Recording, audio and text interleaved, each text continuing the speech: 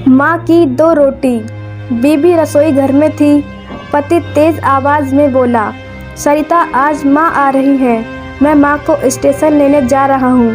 इतना सुनते ही सरिता ने माथा सलबटों से भरकर कहा, ले आओ, मैंने कब मना किया है, तुम्हारी माँ लाओ या मत लाओ। मेरी माँ क्या तुम्हारी कुछ नहीं लगती? विवेक ने कहा। विवेक सरिता की आंखों से उसका हृदय पड़ चुका था।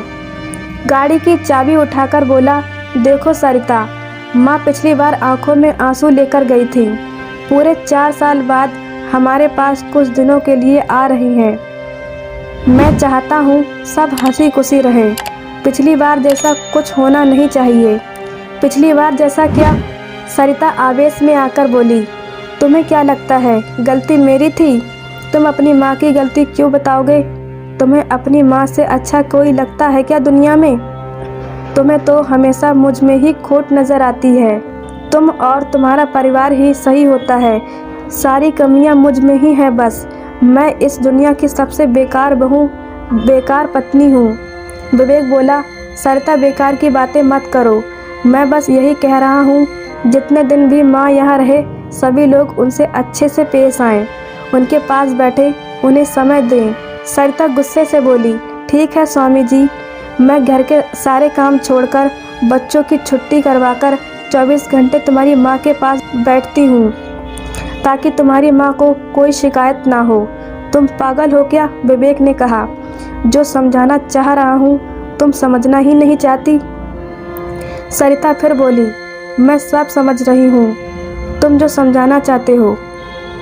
पिछली बार भी तुमने सारा लेक्चर मुझे ही दिया था, अपनी माँ को कुछ नहीं कहा। तुम हमारी परवाह ही कब करते हो? मैं और मेरे बच्चे जाए भाड़ में, तुम्हें तो अपने परिवार वाले चाहिए। चाबी मेज पर फेंककर विवेक गुस्सा से बोला, तो यह सब मैं किसके लिए कर रहा हूँ? मेरी एक ही बहन है, उससे मिले हुए भी 2-2 साल हो जाते हैं। बाबूजी के जाने के बाद माँ गांव में अकेली रह गई, लेकिन मैं यहाँ नहीं ला सका ताकि तुम लोग के जीवन में कोई डिस्टर्बेंस ना हो। तुम कहती हो मुझे अपने परिवार वाले चाहिए? जिस बड़े भाई का हाथ थामकर इस शहर में आया था, जिसने सब कुछ सिखाकर इस काबिल बनाया कि तुम लोगों का भरण पोषण बहुत अच्छे से कर रहा हूँ, उस भाई की मृत्यु के बाद कभी उसके बच्चों को 2 पैसे का सहारा नहीं दिया, और तुम कहती हो मुझे मेरे परिवार वाले चाहिए। माँ के साथ तुम लोग कैसा सलूक करते हो क्या मुझे पता नहीं? सरिता ताव में आकर बोली, हाँ हाँ बोलो, मैं भी तो सुनूं कैसा सलूक करती हूँ मैं तुम्हारी माँ के साथ। तो सुनो। विवेक भी आज दिल की बात कहने के मूड में था। अछूतों जैसा व्यवहार, बच्चों को पास ना जाने देना, माँ को यहाँ आकर भी अपनी 2 रोटियाँ खुद ही बनानी पड़ती हैं, तो धिक्कार है ऐसी औलाद होने पर। और सुनो, बचपन में मुझे रात में उठकर रोटी खाने की आदत थी। उसमें कभी ऐसा नहीं हुआ कि मैं रात में उठा और मुझे 2 रोटी नहीं मिली। माँ हमेशा 2 रोटी बचाकर रखती थी मेरे लिए। यहाँ सब कुछ होने के बावजूद भी माँ को कई दफ़ा भूखा सोना पड़ा। ऐसा क्यों? सरिता बोली, मैंने कभी नहीं कहा तुम्हारी माँ को रोटी बनाने के लिए। मेरा दोष बताओ।